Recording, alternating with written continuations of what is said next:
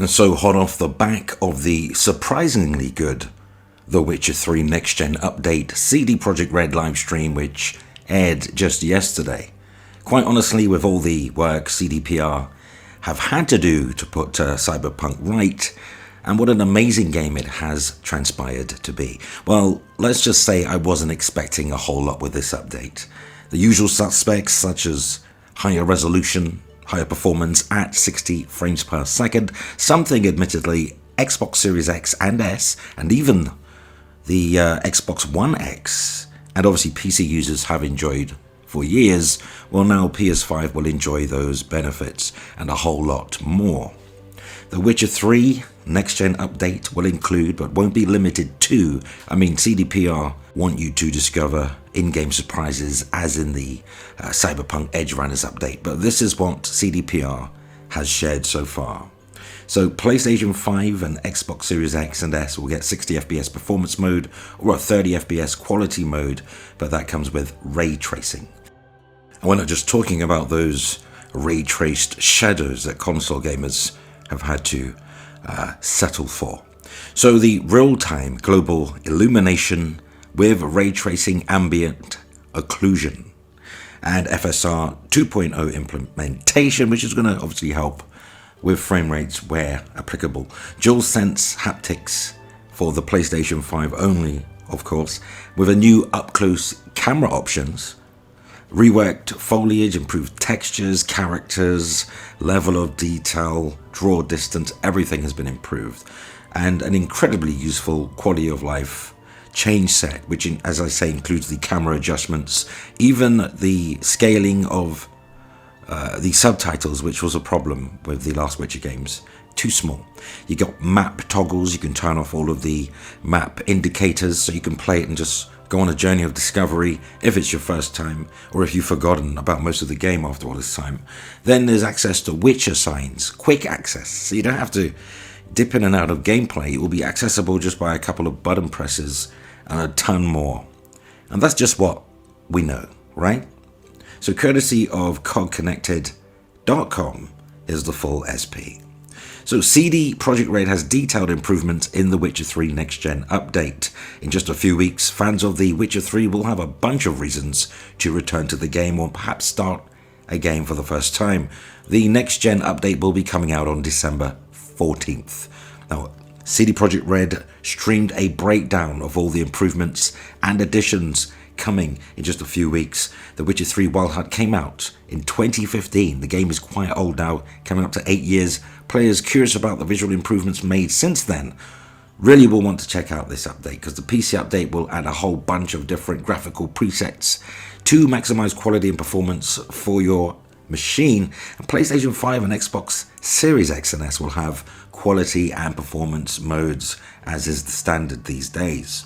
There will also be a new photo mode where PC players really had to take screenshots to highlight the visuals, but now PC and console versions will have a native photo mode. This will have a lot of the same features, dulls, and things that come with a lot of the games, like the Cyberpunk 2077 photo mode.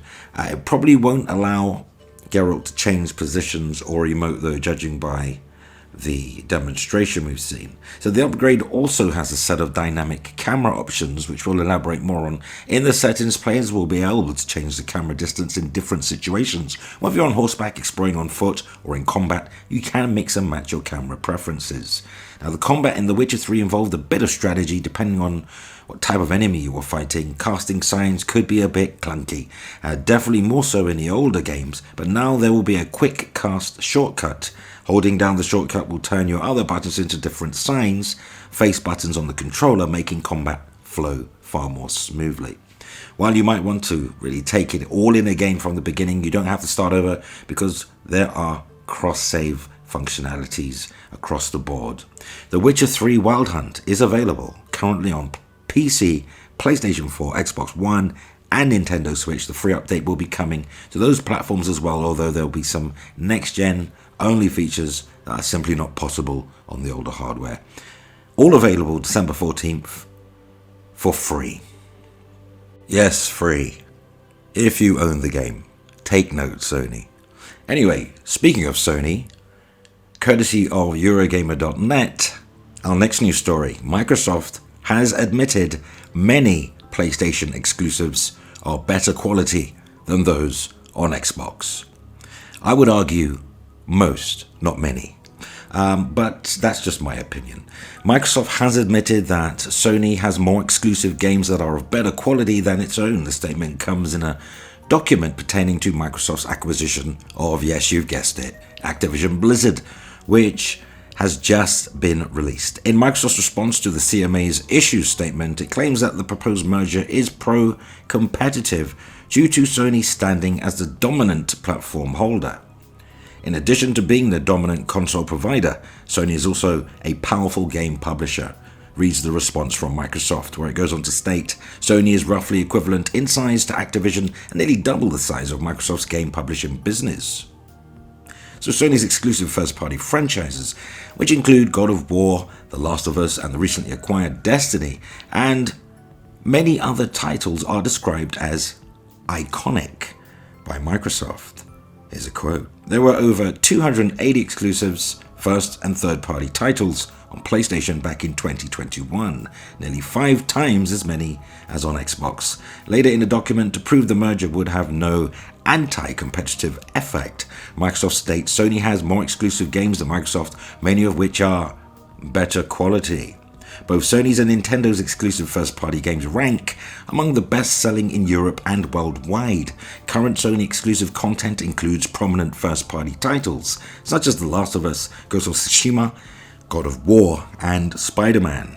It also suggests that Sony has entered into arrangements with third-party publishers, which require the exclusion of Xbox from the set of platforms these publishers can distribute their games on. This includes Final Fantasy Remake, Bloodborne, Final Fantasy XVI, and Silent Hill 2 Remake, just as a few examples.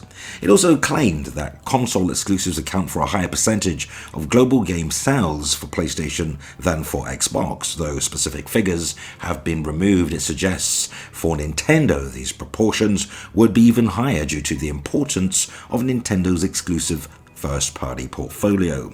It is implausible that Sony, the leading console with more than 2-1 lead, would be foreclosed as a result of not having access to a single franchise, example, Call of Duty. The document claims, referring again specifically to Call of Duty. Microsoft additionally comments on Nintendo's exclusive games, claiming it offers a broader range of mature content than Xbox. The CMA has mischaracterized the Nintendo Switch as being predominantly for families, such as a characterization neglects the fact that more mature/adult games are available on the Switch and are actively marketed, including on Switch's YouTube channel, said Microsoft. They're all bringing Nintendo into this, aren't they? Even Sony said Microsoft's trying to turn Sony PlayStation into Nintendo, meaning just known for the first party, not really so much third party. Here we go. So Nintendo's use of innovation should not detract from the fact that it still offers a console experience that competes with Xbox and Sony, and has been able to successfully do so without Call of Duty being on its platform, despite previous Nintendo consoles having Call of Duty content. Last month, Microsoft's financial results showed that Game Pass subscription services had missed growth targets for the second year in a row. A lack of prominent exclusives is widely seen as the key reason, with even Phil Spencer admitting that they have been very lax when it comes to releasing those big games that gamers actually salivate over to play. Then again, Obsidian's Josh Sawyer admitted that the unique games like exclusive Pentiment wouldn't have been possible without Game Pass. Sony, meanwhile, has refused to add its exclusives to PlayStation Plus on day one. And really, why should they when you've got God of War Ragnarok moving, around 6 million units in just weeks after its launch? Just weeks. To be precise, 5.2 within the first week, 5.8 the week and a half, 6 within a 2-week period. There you go. So why would they want to put it on PlayStation Plus, lose all that money? Yes, you'll get the crumbs of a subscription, but the amount of money Sony pump into its game production for the reason that it has high quality standards is because these games don't run on low budgets. These games run on 100 plus million budgets. We're talking about your 25, 40, 50 million, and it sounds a lot in your bank account. But when it comes to making high-level production, video games, movies. So, there you have it, folks. It's one big stink hole, isn't it?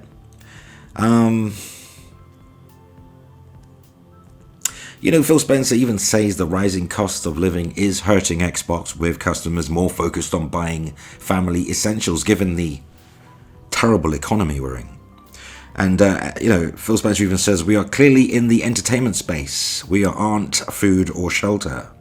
So this gives me even more of a hint, an indication, an indicator of an Xbox price hike in early 2023. I would say from January 31st, that would be my guess. It has to be done. Gaming is not essential, and Xbox are not a charity. And just because Xbox has admitted that PlayStation games are of, yes, higher quality, does not mean Xbox games are of low quality or trash. This would be fanboy thinking. That's not what it means at all. I will continue to enjoy both platforms. Stay humble. However, gloating time. I've been saying forever that PlayStation Studios games are a higher level of quality matched only by Nintendo, and I received much pushback from Xbox users, of course. Now, Xbox has admitted its games simply cannot compete with PlayStation on a quality level. You all should bow your head and kneel as you apologize to me profusely. 5.8 million sold in days for God of War Ragnarok. It's not just player engagement, which to me is a totally arbitrary, meaningless metric. And then again, so are sales metrics. I don't care about the sales, but if we're going to talk sales, this is why Sony don't need to do day-and-date releases into PlayStation Plus. Now, just a little earlier in the video, you may have noticed that I made a comment that Sony believes Microsoft are trying to make PlayStation like Nintendo. So let's expand on that a bit more, shall we? Courtesy of the VideoGamesChronicle.com VGC, Sony claims Microsoft's true strategy is to make PlayStation like Nintendo. The company argues that Xbox will become the home of first-person shooter games if its Activision deal is to be approved.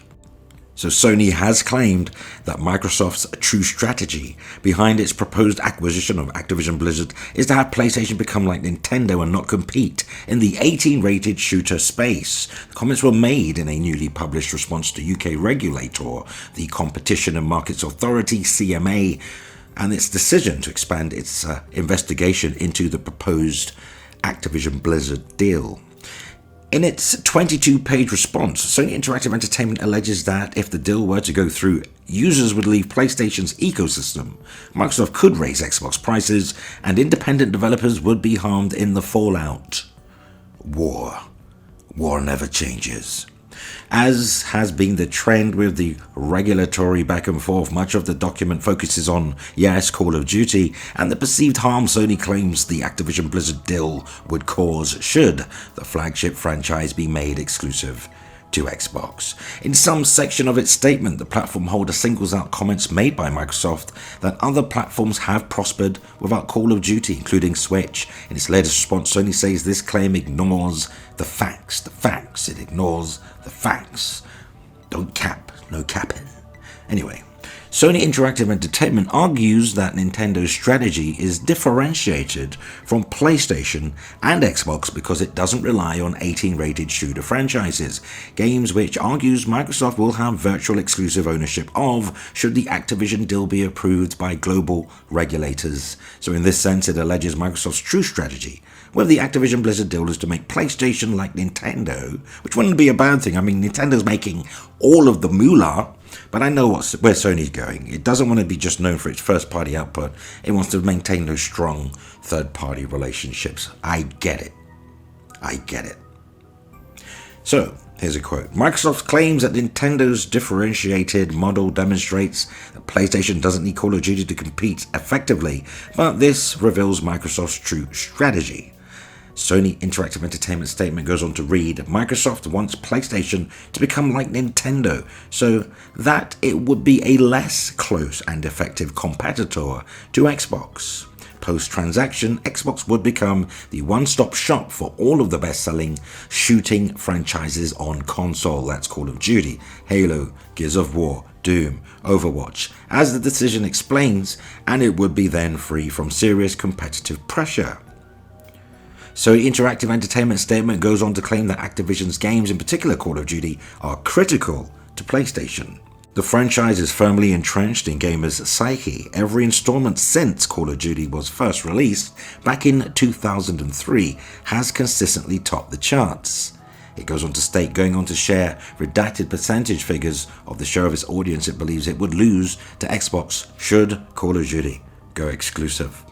Ignoring these facts, Microsoft argues that Nintendo has been successful without access to Call of Duty. This misses the point. The decision identifies a wide body of evidence showing that Nintendo offers a differentiated experience to Xbox and PlayStation because it's focused on family-friendly games that are very, very different from the PEGI 18 FPS games like Call of Duty. This is supported by Microsoft's internal documents, which, so the CMA show, and found that in general Microsoft's internal documents track PlayStation more closely than Nintendo, with Nintendo often being absent from any internal competitive assessment, and that's in spite of Microsoft consistently saying that Sony is not its competition.